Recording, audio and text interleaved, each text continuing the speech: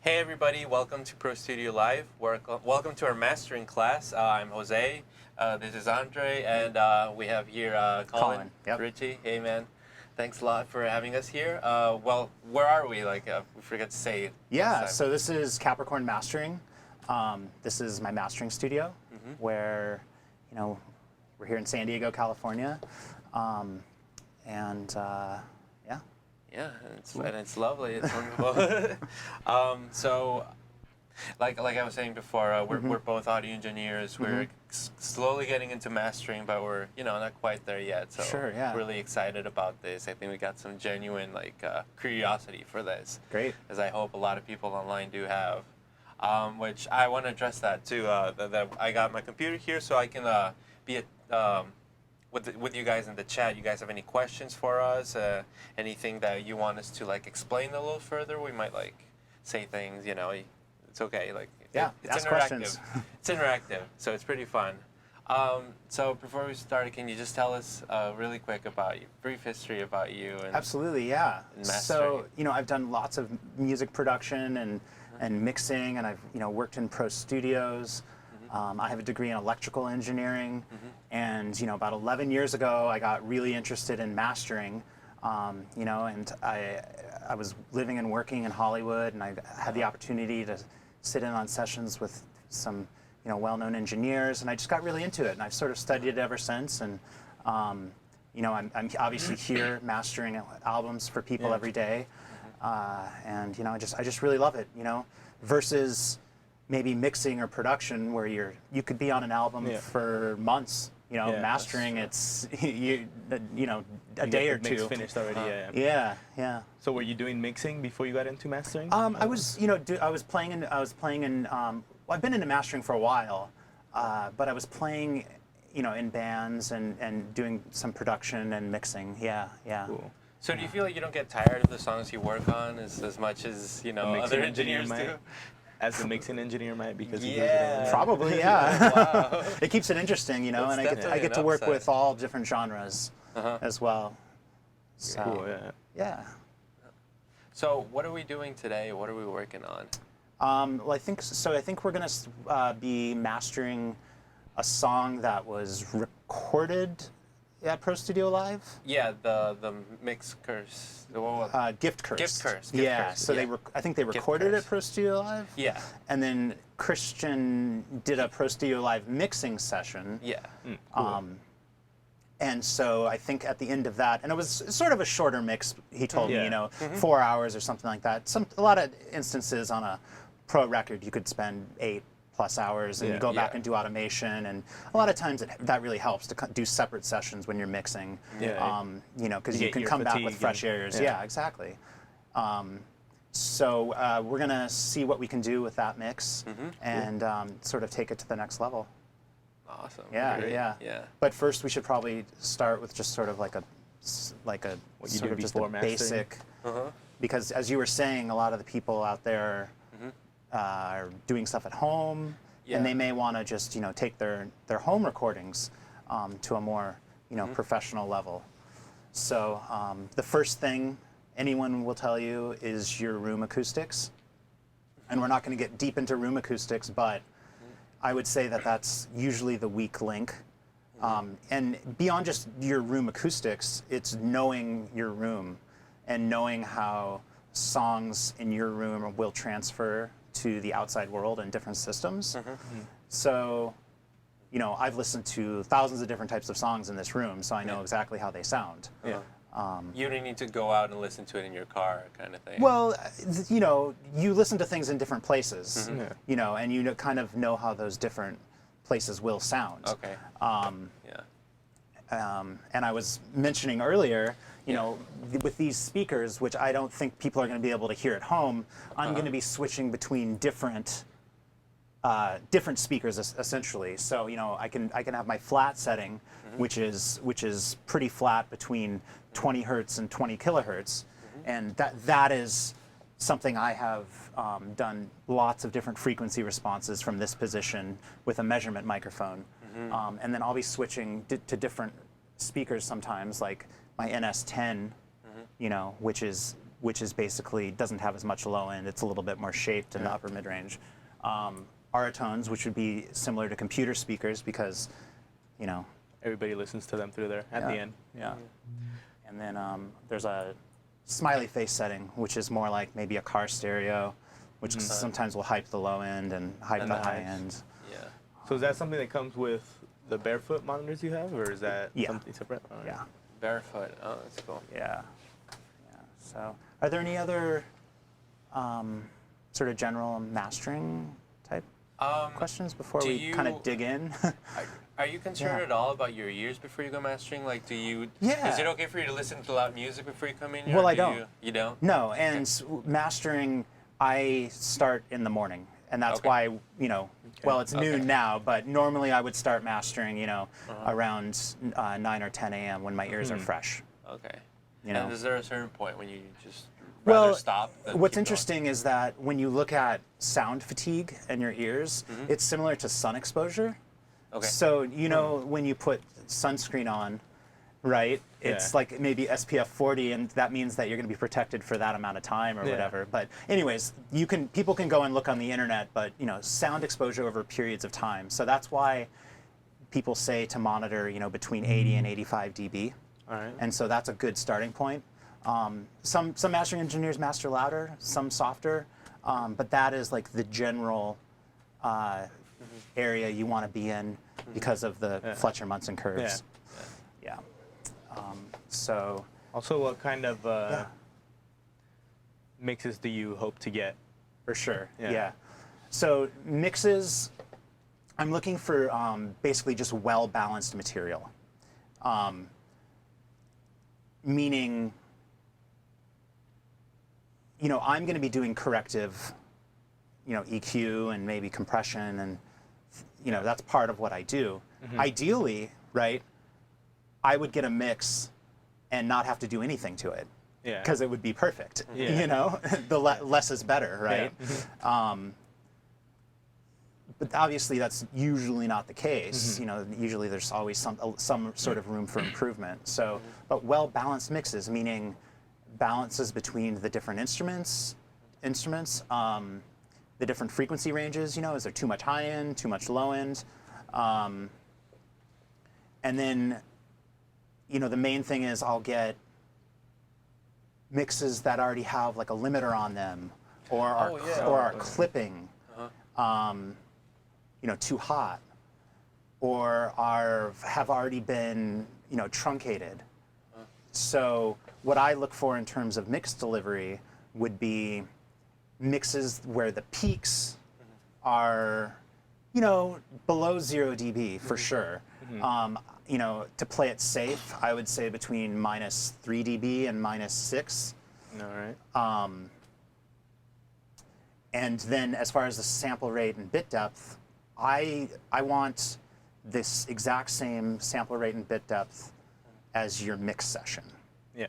Yeah, that's kind of given. So don't, if you're mixing at 24-bit, don't send me a 16-bit file. Send me a 24-bit. You know, if you're at 44.1, send me 44.1. Don't up convert, don't down convert. Just give me. Keep it Let where it you was do before. it. Let me do all that kind of stuff. Yeah. So the first thing I would do, if we want to get into this, you know, I have this mix right here that I got from Christian, and we can go and we can just inspect the file to see what we're working with.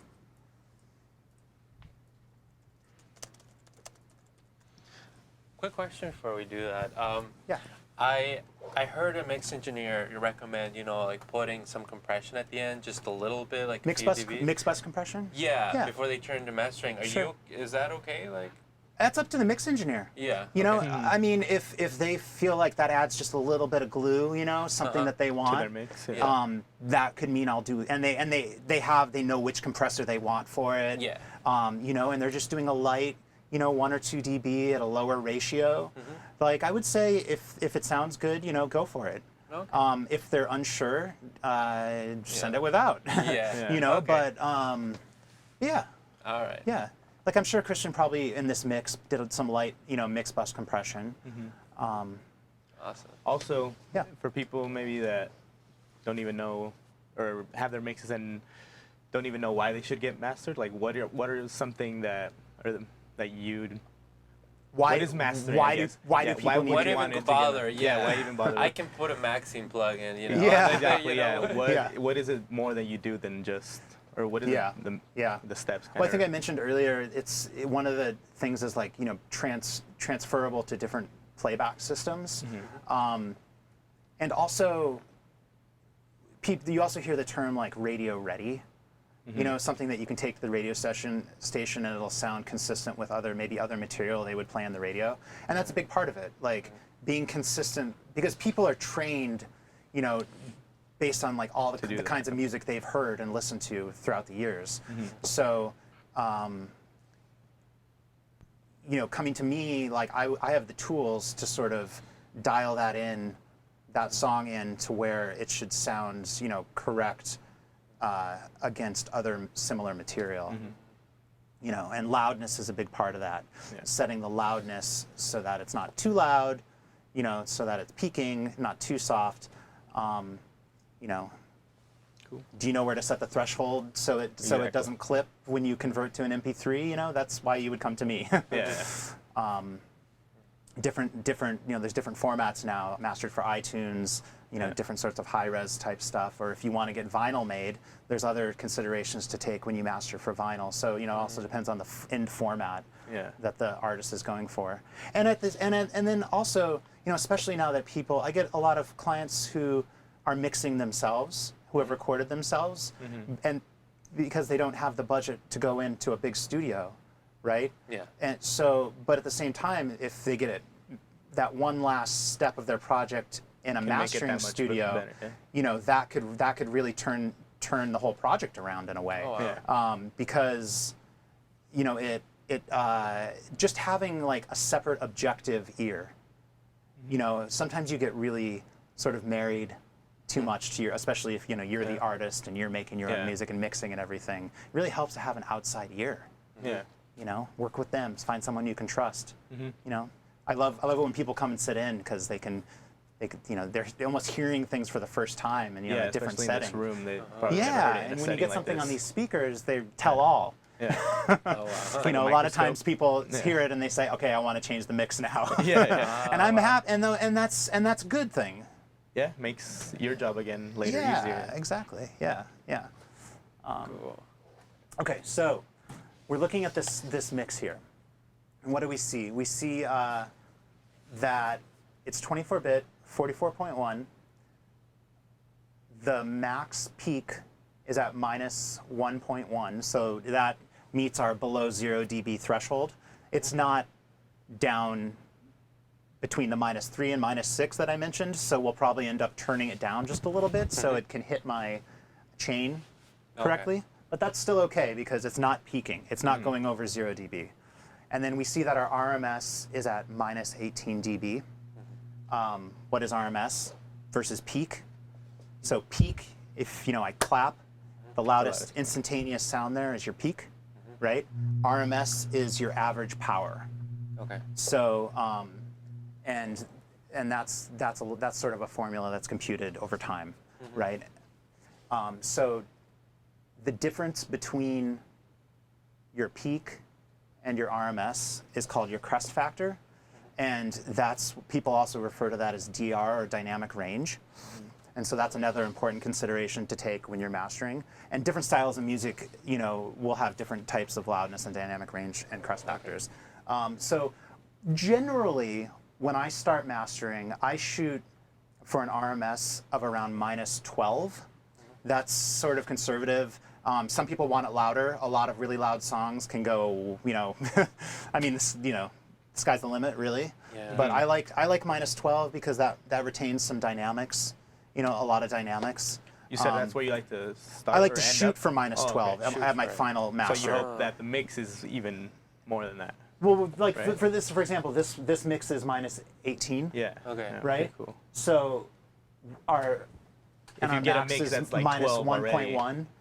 So we have basically 7 dB in there. So okay. Yeah.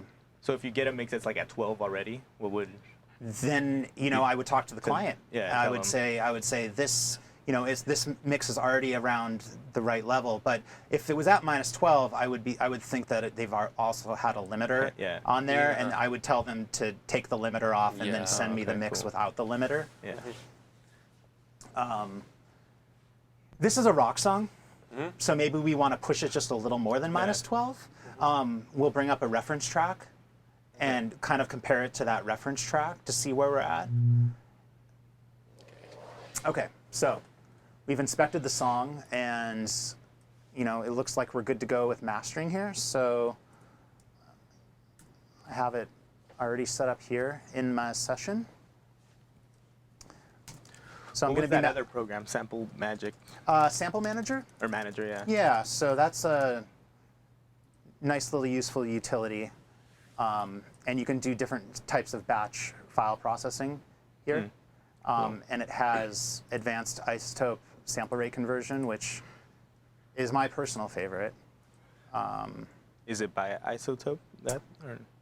Sample Manager is not made by Isotope. I believe it's made by Audiophile Engineering. Oh, all right. Yeah. But they include this in it.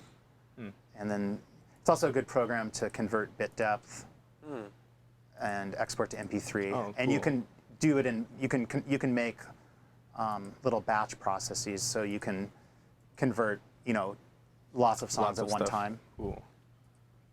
Very useful utility. Okay, so we have that song, and we brought it into our mastering session. I'm going to be mastering in Pro Tools today. A lot of people are used to that. So you can look at this and kind of be like, what's going on here? Is that usually where you do your mastering? Yeah, you know, I like to kind of switch it up and go between different programs sometime. This is something a lot of people are familiar with, so we're going to do it in here today. Awesome. And I can kind of explain what's going on here on the screen. So at the top here, we have our mix, right? And I've turned it down by 3 dB because we saw that it was peaking a little bit high. So we're at 3 dB right here. One of the things you really like to do when you're making adjustments in mastering is compare the before and after. So I have this plugin here called Perception, right? And you put a controller on your track, and what this does is you'll see, it matches the power between the original song and the version I'm working on. Okay. So I can compare at equal power the changes I'm making. You don't have to like turn the volume up and down kind of thing? Or is that what it helps Yeah, you? it level matches. So we were at -18 for that original one, right? And then we turned it down another 3 dB. So the master I'm working on is going to be up more around -12, right? Yeah. So it's going to match the power between the two, so we can make more objective decisions. Okay. So it's not just so it's not just louder, because sometimes people might think that louder sounds better. So it's not just that, I guess. Yeah, exactly. So you can see if it's exactly. So you know, if you have your limiter on and you're comparing against your original, and you haven't matched the two volumes, it's always going to be louder is always going to sound better, and that's not necessarily the case. True. Okay. So when you're mastering, you really need to, and even when you're mixing, you know, I mean, if you're comparing things at different loudness, you're really not hearing what's going on, because the human hearing changes as things get louder or softer. Yeah, you mentioned a little like thing when we were talking about like, you know, like you don't hear a lot of loud things too loud because of something that happened. I mean, you didn't go into it, but like doesn't like our frequency response change as we hear the louder Yeah, things? it's called the Fletcher-Munson curve. That thing, Yeah.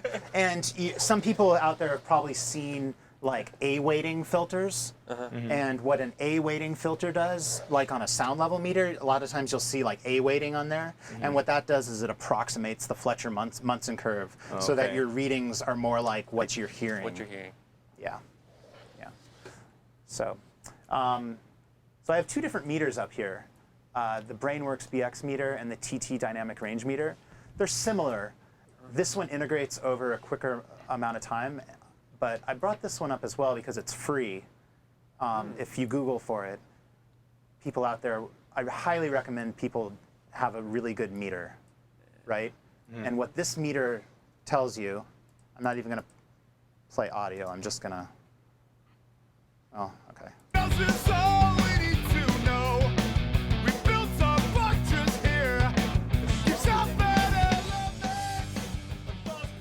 Meter here is the RMS, so that was our power.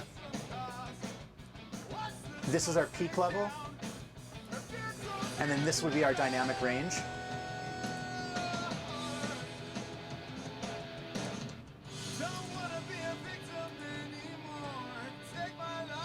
So even when you're mixing, it's really handy. Wow. To you know. So is that on your master? Or? Yeah. Cool. Yeah, this is on my master Channel. before my level matching. Yeah. Yeah. But meters, you know, experiment, put them in different places, you know, to see what's going on. Okay, so let's just start off by just listening through this song.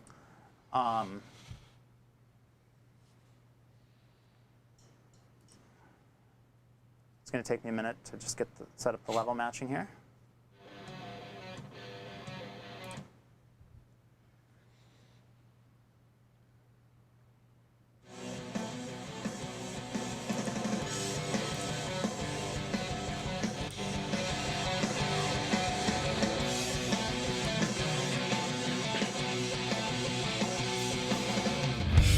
What's that sound? Alert me now. Tells us all we need to know. We built our fuck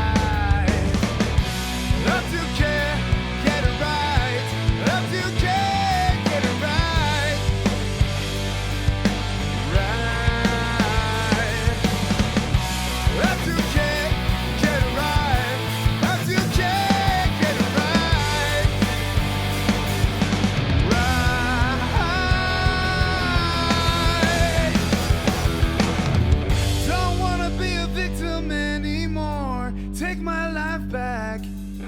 Getting mad at the things I can't control. I call that violence.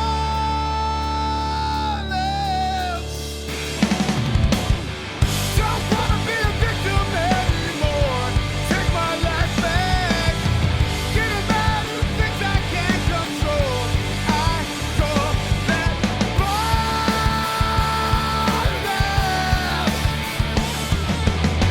This is getting lost out in the rain. Feel so hopeless. Total loss of control. Tell me now, who's your consent? Who's your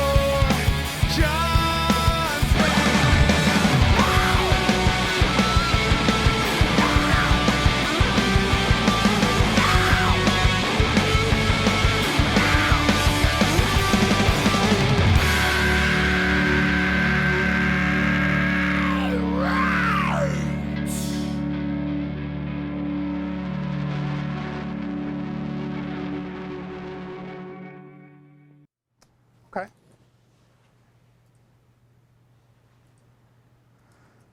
So we were listening through that, the original mix, and I was sort of just kind of making a sort of almost a mental little checklist as we went through, how can this be improved? I know this was a quick mix in a way, live in a setting like this. Yeah. It's always difficult. What do I like about that mix? I like that it's just a well-balanced mix. It's kind of gets the message across, Everything was there. I think that if maybe there was more time spent on it, maybe you would get into maybe some more automation. There's a few little, some of the more like finer details in a way. So, but what do I want to do now to that mix? Well, obviously we need to bring the level up so it can compete with other loud rock songs. Felt like it could be just tightened up just a little bit, and when we do that, we're probably going to be. I felt like it needed to be a little bit more exciting. I mean, it's already loud and crazy, but I feel like we could probably take it, kind of take it to that next level there. So, where do we begin? So let's do that. I like to start with sort of a loud section. Let's find a good loud section.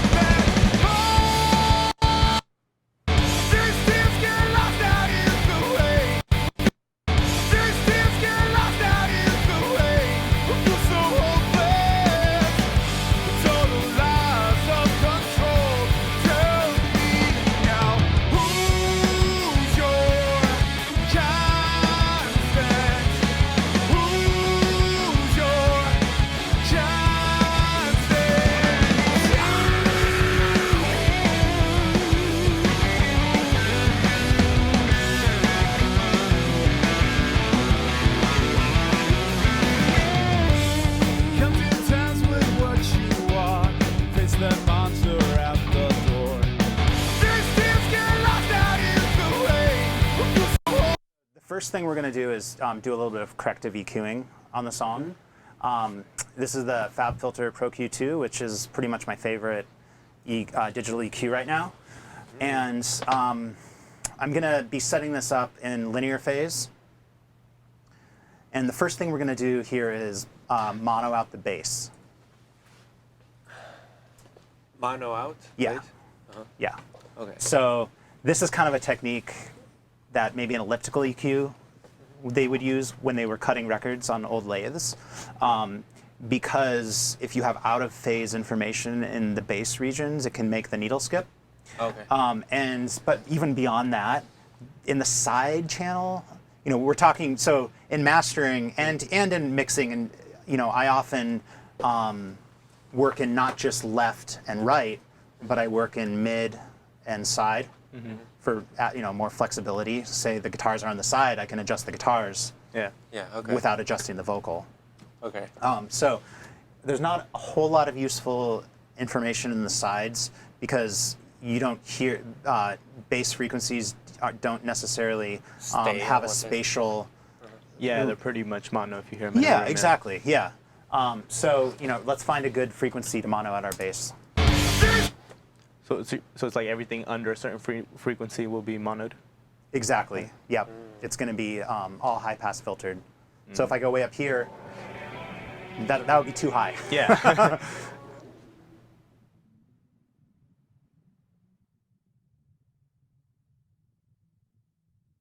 going to say we're going to get rid of right about there.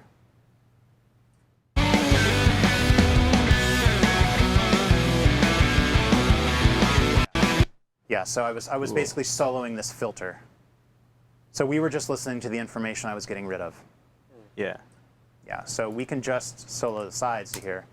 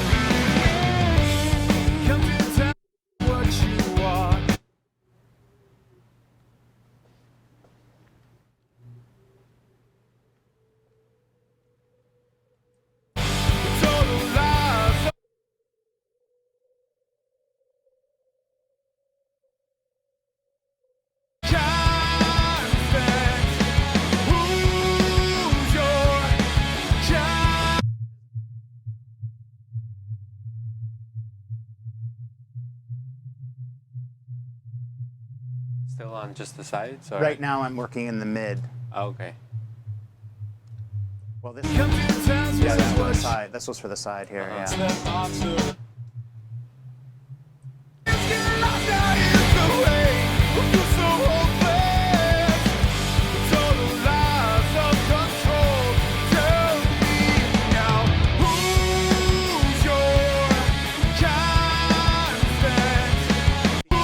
EQ, but let's. So in general, you want to EQ before compressing, and that is because compressors work more musically, right, on the information that you want them to work on. Okay, yeah. So we're going to do corrective EQing, and then we're going to do a little compression. Actually, I'm going to get out the multiband compressor right now. So we're doing a little bit of corrective stuff, and then we're gonna do some more. By corrective, do you mean like taking out things like frequencies that aren't, like you said, doing us any good? I'm sorry? By corrective EQ, exactly. you mean taking out? Yeah. Okay. Yeah. So a compressor is gonna compress the loudest stuff you send it, yeah. Right? So if you're sending it a bunch of, say, low bass or low mid information that you don't want, that's what the compressor is going to react to. Yeah, and then you're taking it out, so it's going to sound weird. Yeah. So you want it. It'll behave more musically. Okay. Okay. So let's do a little bit of this multiband compressor now and see where we're at. So again, FabFilter. They make really great plugins. This multiband compressors have come a long way. A lot of mastering engineers, especially older mastering engineers, will really shy away from multiband compressors. Yeah. And that's because of phase artifacts between bands. But this multiband sounds great to me, and I can do really small amounts of compression in the mid or the side region or a combination of the two. So we're going to turn off these other bands, and we're just going to work on the low end information here to kind of tighten I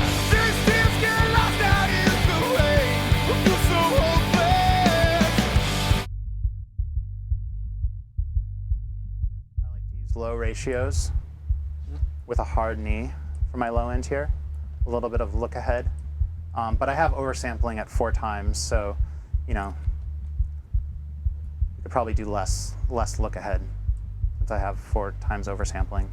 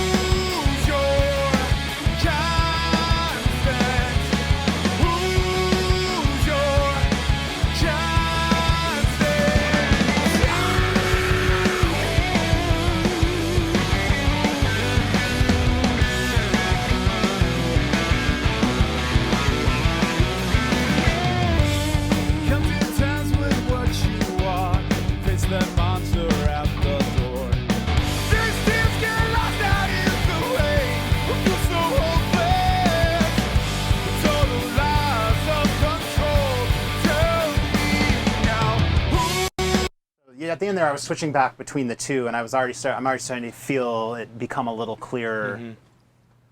And keep in mind, when you see this is minus 3 dB. So when you see this jump, we're talking probably, a dB at most.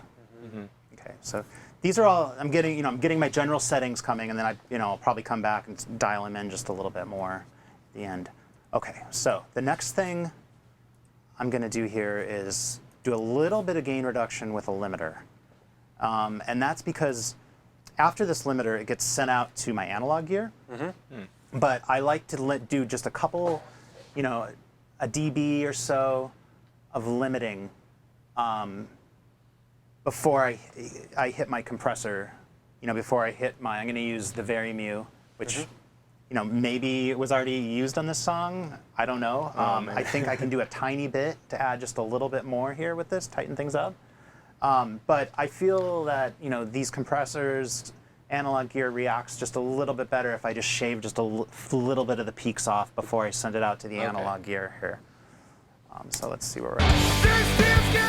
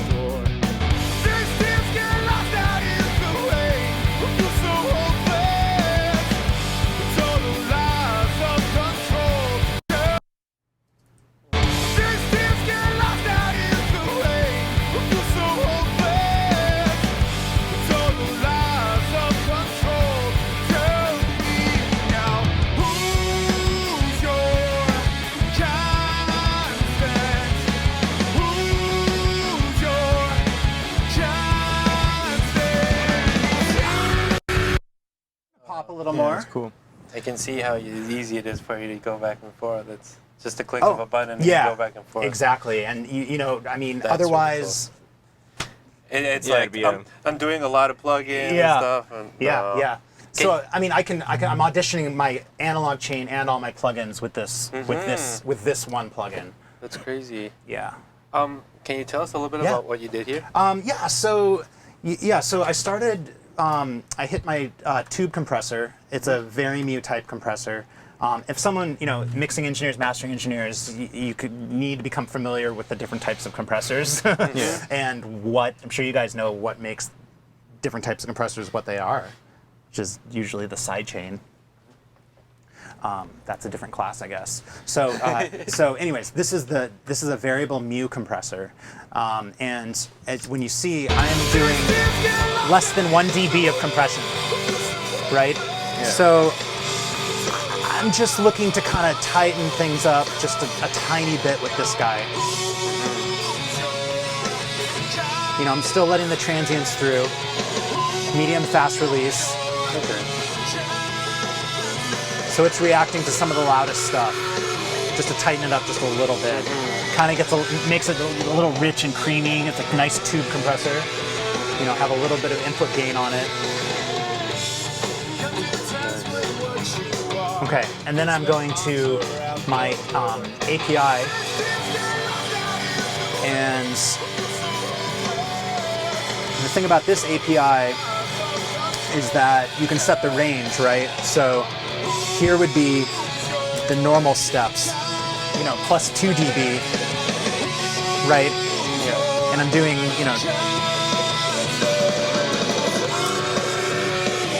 so I'm just doing 0.5 dB at, 300, because I felt like it could use a little bit more weight in the lower mid-range. That's what this one's really good for. This is also kind of the sound of rock. Yeah, like I'm sure it was recorded on I'm API. sure, yeah, exactly. So it's gonna have a little more of that flavor. Yeah. And then my passive equalizer is, there's no active stages in here, right? There's no op amps. It's all inductors and capacitors and resistors. And then there's makeup gain amplifiers at the end. So this is more of a broad strokes EQ, meaning that you can't get really like surgical like with the digital EQ. Okay. Even the cue points on this one are tighter than this. So I only did a little bit on this guy. I felt maybe I'll do more at the end once we listen to our reference track. It's not really. I mean, it's a sweet sounding EQ. Here, one good way to learn what your equipment sounds like is to exaggerate the settings. So I'm doing a little bit here at 4.8K, maybe a dB or less, and then I'm adding just a tiny bit more weight at 380, just above here. And so this technique, where you use different equalizers at frequency ranges near each other, is called feathering. Okay. And basically you can do small steps, like I just said, with different equalizers in similar frequency ranges. And what that does is it makes the phase shifts incurred, if you were to just use one equalizer for that setting, less. Oh, okay. Yeah. You're kind of eliminating that with the way they add up. Or something. Yeah, so equalizers and compressors sound better at small amounts, especially when you're mastering. If you're going for effects, that's one thing, or color, that's another thing altogether. Yeah, you might be changing the mix too much if you do. Exactly. So by doing it this way, doing small amounts with different EQs and compressors, you can sort of get to your endpoint in a more transparent manner. Yeah, instead of just quickly getting to that.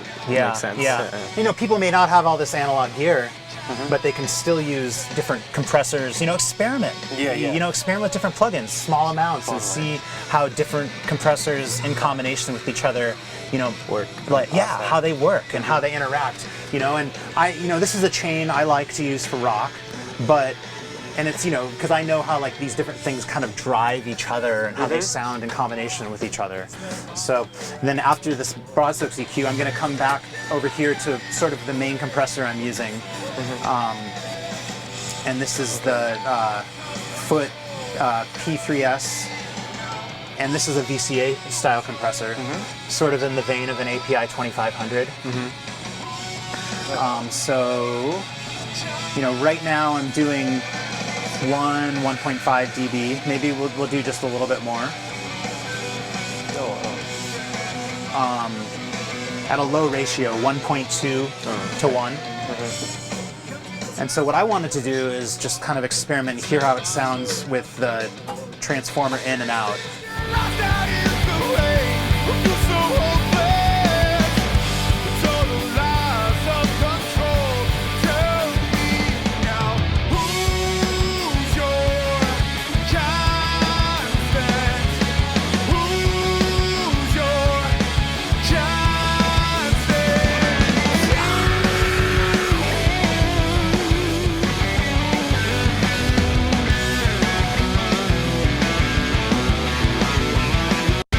Let's listen to some different parts of the song. What's that sound? Alarm me now. Tells us all we need to know. We built our fortress here. Keeps out bad elements. A false feeling of safety. It never goes without some cause. What's the song? I like the sound of that better for this one. It's a little, sometimes it can get a little, like almost like slow sounding, a little sludgy with that in. It's very subtle, but I'm gonna keep that out for this song right now. I'm gonna keep my high pass filter sidechain in, so this compressor is only reacting to frequencies above this high pass filter, which I think is 100 hertz or below, even, maybe 80. Let's look that up. Feed forward, feedback is basically just where the compressor sidechain is in the circuit. So I'm going to keep that at feedback. And so What's that sound? Alarm me now. Tells us all we need to know. We built our fortress here. Keeps out bad elements. A false feeling of safety. It never goes without some cause. Watch the sun sink down. And fear grows in the dark.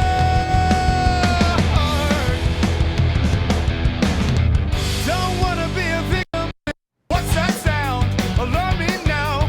Tells us all we need to know. We built our fortress here. Keeps out bad elements.